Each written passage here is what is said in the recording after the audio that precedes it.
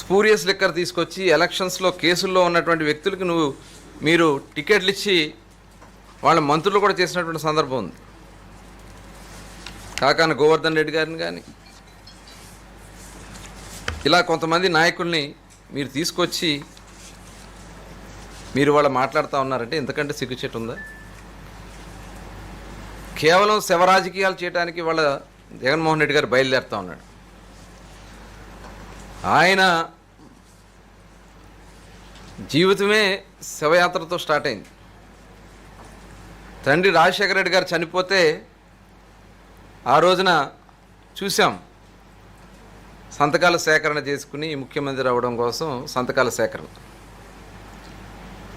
తర్వాత ఎవరు ఎట్లా చనిపోయినా 600 మంది కేవలం తండ్రి గారి మరణం తట్టుకోలేక చచ్చిపోయారని చెప్పి ఓదార్పు యాత్రతో పేరుతో రాష్ట్రం అంతా శవరాజకీయం చేశారు. ఇవాళ కూడా ఫేక్ వార్తలు ప్రచారం చేస్తూ ఉన్నారు. ఇవాళ ఆయన మాట్లాడుతూ ఉన్నాడు, ప్రతి 3 బాటిల్కి 1 బాటిల్ స్పూరియస్ లిక్కర్ ఉందని చెప్పి మాట్లాడుతూ ఉన్నారు. ఎస్, రండి జగన్మోహన్ రెడ్డి గారు, మీరు చెప్తున్నారు కాబట్టి రండి, ఎక్కడుందో చెప్పండి. ఎన్ఫోర్స్మెంట్ విభాగం సిద్ధంగా ఉంది, ప్రభుత్వం సిద్ధంగా ఉంది.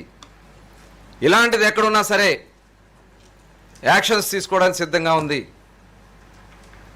ప్రూవ్ చేయకపోతే ఖచ్చితంగా దీని మీద విచారణకి ఎదుర్కోవడానికి మీరు సిద్ధంగా ఉన్నారని చెప్పి నేను అడుగుతా ఉన్నా.